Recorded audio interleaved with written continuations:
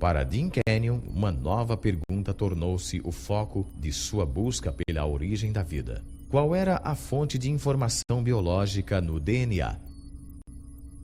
Se pudesse chegar à origem das mensagens codificadas no mecanismo da vida, então poderia realmente chegar a algo muito mais satisfatório intelectualmente do que a teoria da evolução química. Ainda assim, Kenyon via que tinha diante de si um número limitado de opções.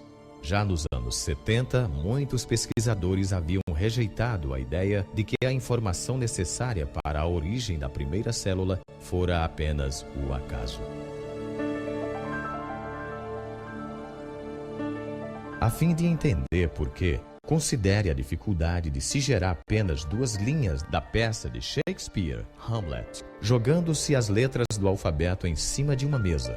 Depois considere as instruções genéticas específicas requeridas para a construção das proteínas simples. Isto encheria centenas de páginas de texto impresso.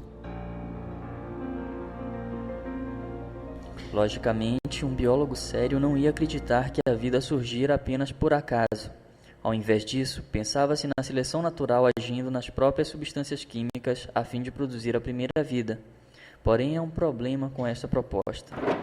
Por definição, a seleção natural não poderia ter funcionado antes da existência da primeira célula viva.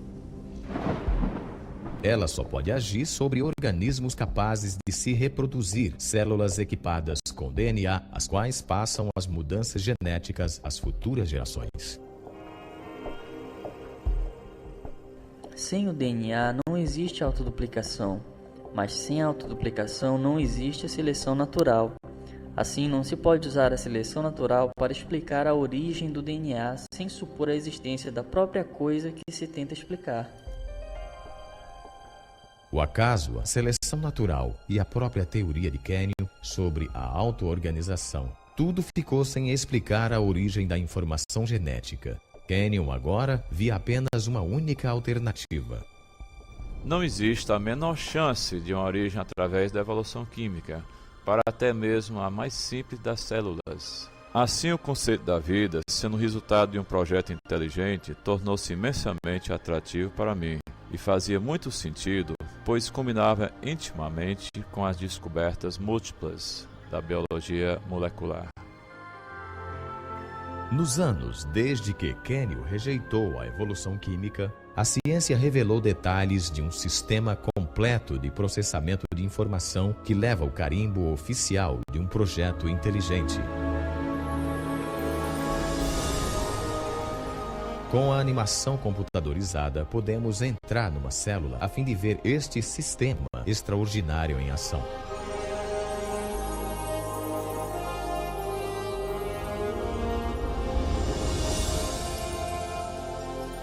Após entrar no coração da célula, vemos os altamente enroscados fios de DNA, armazéns para as instruções necessárias a fim de se fabricar cada proteína no organismo.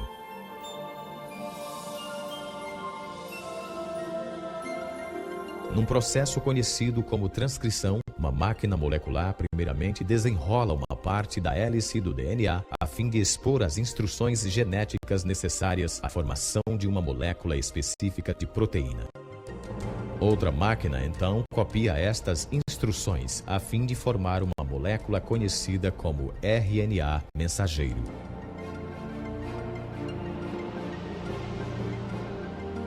Quando a transcrição se completa, o fio finíssimo de RNA carrega a informação genética através do complexo nuclear de poros, o porteiro para o tráfego dentro e fora do núcleo da célula.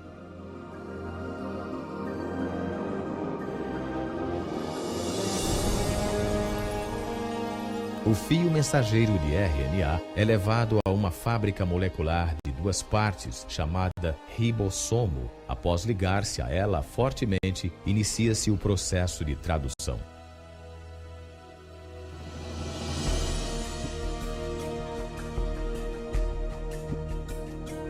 Dentro do ribossomo, uma linha de montagem molecular constrói uma cadeia de aminoácidos especificamente sequenciada. Estes aminoácidos são transportados de outras partes da célula e então ligados em cadeias de centenas de unidades de comprimento. Esta organização sequenciada determina o tipo de proteína fabricada.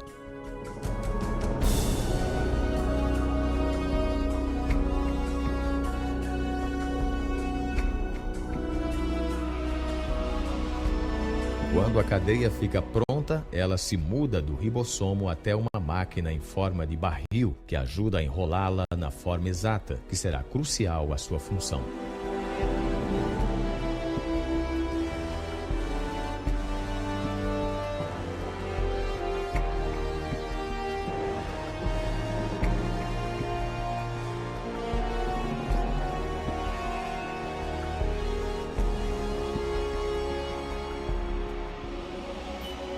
Após a cadeia ser enrolada numa proteína, é então liberada e levada por outra máquina molecular até o lugar exato onde será usada.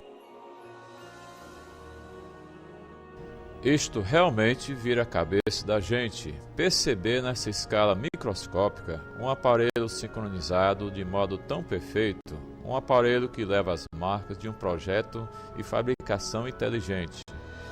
E temos os detalhes de um imensamente complexo domínio molecular de processamento de informação genética. E é exatamente nesse novo campo, conhecido como genético molecular, onde vemos a evidência mais convincente de projeto existente na Terra.